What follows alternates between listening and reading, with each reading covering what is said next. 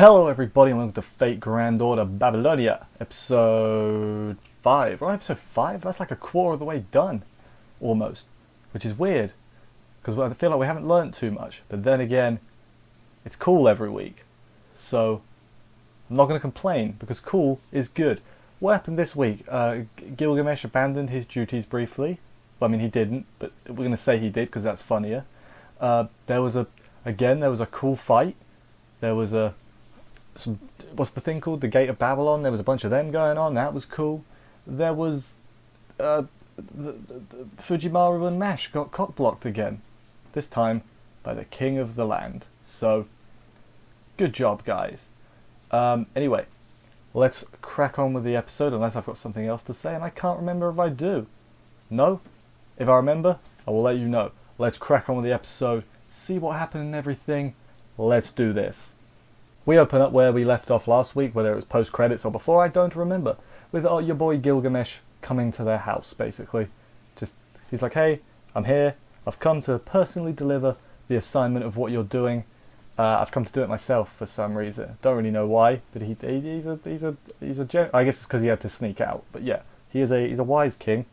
Something to do with the Persian Gulf's water, basically. Go there and check its water, get some jars of water, bring it back. It's, you know, it's not an escort mission, it's a fetch quest. It's a fetch quest, that's what it is. Everything is an RPG quest.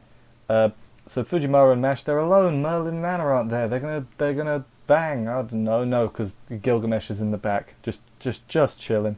Again, this lends more credence to my theory that this whole series is just let's cock block the main character at every turn. I mean, I know it isn't, but it happens a lot. This is what, the third time it's happened? Poor guy's got it rough. Like, once the whole thing's animated in the year 2073, how many times will he be cockblocked? That's the question we need to ask. But anyway, we get a brief flashback to them walking through town and Gilgamesh being a real alright dude. He's being a cool king. He's playing some board games with some children. He's telling the townspeople to make things lively. He's a good king, and it's still weird to think that he and Archer Gilgamesh are technically the same character. I know the things are weird, but they are the same person in a way, which is really, it's a weird thought when you think about it like that. And also Kid Gilgamesh as well. He's quite different. He's more similar to Archer Gilgamesh, I think, but he's like a troll. Like, little Gilgamesh is a troll. Archer Gilgamesh is like a dickhead, but he's pretty funny too. And this Gilgamesh is actually like a stand-up dude. So, thumbs up for being a stand-up dude, I guess. He's going with them. He says he's going to see the sea, and that's why he's come with. And they're like, okay, so he's just goofing off. But no, he didn't tell anyone he was leaving. We see what's the name looking at the stack of books on the throne, like, he's not done his work. Damn it, King Gil. Gil works better than Mesh, I think. Or King Gur. That's the middle part of his name. That doesn't work too much. Something about him craving excitement, and he tells them to tell him a story. So then Mash recounts many trials and tribulations they faced during the anime we've not seen, because it's not happened. Although she did mention that when they first met, he was sleeping in the hallway. I remember that. Do we ever get any explanation to why he's sleeping in the hallway? That's the biggest mystery. That is the biggest mystery, I think. While that's going on, Roman and Da Vinci are just listening as well, and then they're just like, oh, we shouldn't really listen, but we are, hey. And I'm like, okay, guys, it's a bit creepy, that. Gil says that their journey that they're listening to, so he's like, journeys sound great. Like, tales of journeys are only good for the ones that are on the journey, but your journey sounds like you had a lot of fun, so, you know, good and all that. And then they continue on their way. I remembered the thing I was about to talk about at the beginning, but I forgot. If you are one of them people who is interested, I mean, I don't care, I figured I'd let the news out anyway. The dub starts today. Is it today? I think the dub starts today, so if you want to watch that, check it out. I mean, the only thing I was curious about, and I looked it up beforehand, is are the voice actors the same? And they are, because that was the bit that was kind of weird about the Prismarelia dub, was all the voices were different. And that threw me. But yeah, for the most part, I watch the sub. But I'll listen to like clips or whatever in dub just to see how it sounds, basically. And I know, yes, dub is always worse than sub, but I'm not having that debate. I'm never going to have that debate because I don't care for that debate. Anyway, I've gotten off track. Let's get back to the episode. So our trio, I guess, I was trying to think of a funny name to call them, but I couldn't. Our trio of people, that's not a thing.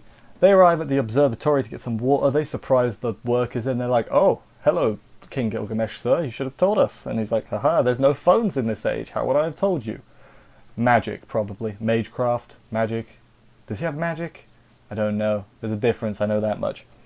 Then they get the water and everything, and then we have a beach episode. Yeah, everyone's in bikinis and splashing each other in the lotion.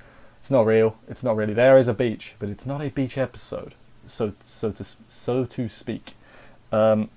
Gil's not with them. He's checking the observatory, so Fujimaru and Mash are finally gonna bang. I don't know. I can't think of anything better to say than that. But no, then Roman calls them because he's always watching. He's like that woman from Monsters Inc. Always watching. Mashu. Always watching. That was a terrible impression, and I wouldn't be surprised if I got many angry letters about that. Yeah, they look at the ocean a little bit. Roman tells them also the scale of the singularity is bigger than the others. They talk about Okeanos. Is that how you pronounce it? That's how I'm choosing to pronounce it. Which is what the one, two. Is it the third? Is Okeanos the third? I think it's the third singularity. Again, it's been a while though. They look at the ocean a bit, and then Mash thinks about her like whatever she's got to go on. She remembers back at Okeanos and Francis Drake, as I believe she was dying, or not dying, but phasing out of existence. Maybe she was dying. I don't know. I can't remember the story of that one. I'm going to be honest. I bet I don't really remember any of the stories of any of the singularities really. So I guess that's a good thing for when we eventually do get all the anime. I would have forgotten all the plot details. So it'll be like a whole new journey, even though it's a journey I've already been on. While they're all doing all this, Fujimaru's like, "I got your back, Mash. Like, I'm with you the whole way." Because they will, they won't, they. The whole series, that's what it is. Something then is charging at them. It's what is it? What could it be? It's Enkidu. It's Enkidu, your boy Enkidu. He charges at them. Oh no, he also says something about changing owners. I'm not too sure what that means, but I'm sure it's something fatey. So a fight breaks out, and it's just, I don't have much to talk about with the fight scenes. They're just really cool, aren't they? They're going around a lot. The first one is Enkidu and Mash, and that's fine. I think the second one's better though. We'll talk about that in a minute. Yeah, Mash gets knocked down, but then they say something about, "Hey, you're just imitating." No, he says Gilgamesh is imitating me because he's using like the chains from the Gate of Babylon to just constant thing. Gilgamesh saves them, and then is like, "Hang on, friend, you told me that was a waste of effort, you know." So like I'm implying that's why he's sort of like shifted his.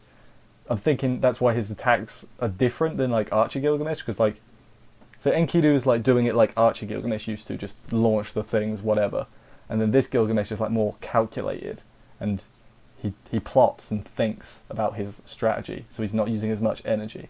So I'm guessing Enkidu was the one that told him to pack it in, basically. Unless I'm reading way too much into that, which, that might be a real thing.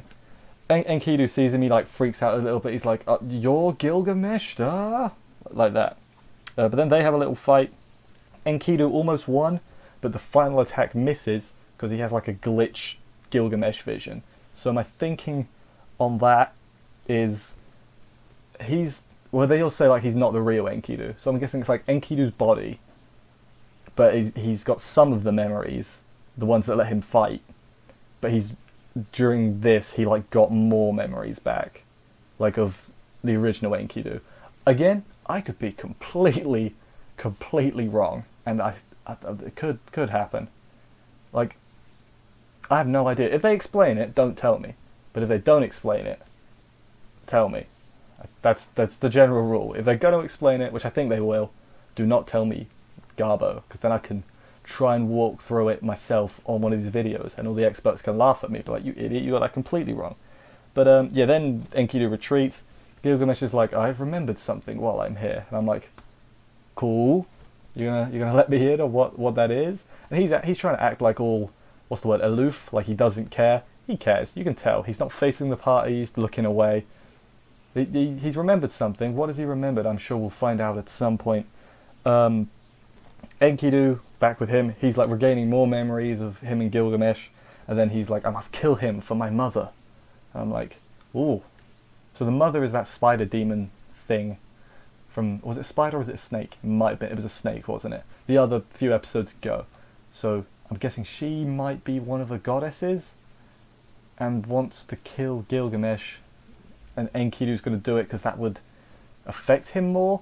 Again, completely probably overthinking it, but I'm having a great time watching it. I hope it comes across that I'm having a really good time watching this and trying to put it all together in my head, because I mean that's how I'm feeling. It's a good old time. Honestly, I think this show's biggest strength is the fight scenes, because the plot, you can see the plot in the game, but the fight scenes, Fate Go, I wouldn't say that the gameplay is particularly cinematic. It's good, it works. In fact, for a mobile game, I think it's actually quite good. But if you have the option, you're going to watch the cinematic fight scenes, obviously from the anime. But yeah, I guess we'll wrap this up now. Thank you everybody for watching. I hope you enjoyed this episode review of the Fate Go, the Fago as they call it. If you did enjoy it, consider liking and subscribing and commenting and all those other things that YouTube likes you to get, because then they're like, huh, people like you, and then they give you thumbs and that. I will see you next week for another episode of this thing, and bye guys.